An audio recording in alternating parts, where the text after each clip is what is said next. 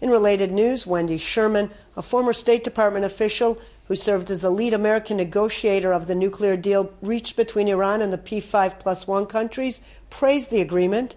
Speaking in an interview with Israel Television's Yaakov Elon on the day the decade-long sanctions against Tehran were lifted, Sherman said the process ensures a denuclearized Iran.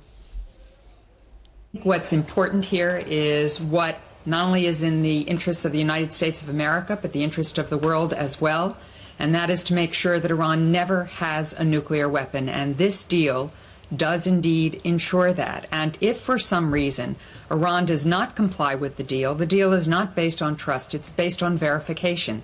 And so if at any time Iran does not comply, the United States unilaterally or with others will take action, and I am certain of that. So what I would say to all of the critics, and I know there are many, and I understand the concerns that people have, is that this is not a deal about trust. This is a deal about verification and ensuring the security of not only the United States, but the security of the world.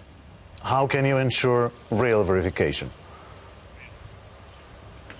Well, I think you ensure real verification because you know what's going on, and we do in Iran, because we have closed down all the pathways to fissile material that's needed to build a nuclear weapon, because the International Atomic Energy Agency has 24/7 access every day, every hour of the year, in any way it needs to, that we have eyes on the entire supply chain needed to build a nuclear weapon. And if Iran steps outside of this agreement, the United States will take action. President Obama means what he says.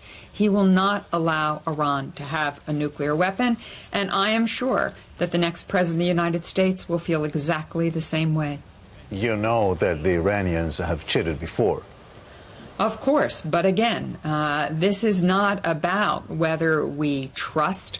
This is about whether we can verify and monitor, whether it is difficult, nearly impossible for Iran to get a nuclear weapon, because it would have to create a whole new supply chain. And look, we are going to continue to brief and consult with our partners and our allies. We have a very volatile Middle East. Everyone in Israel knows that far better even than I do.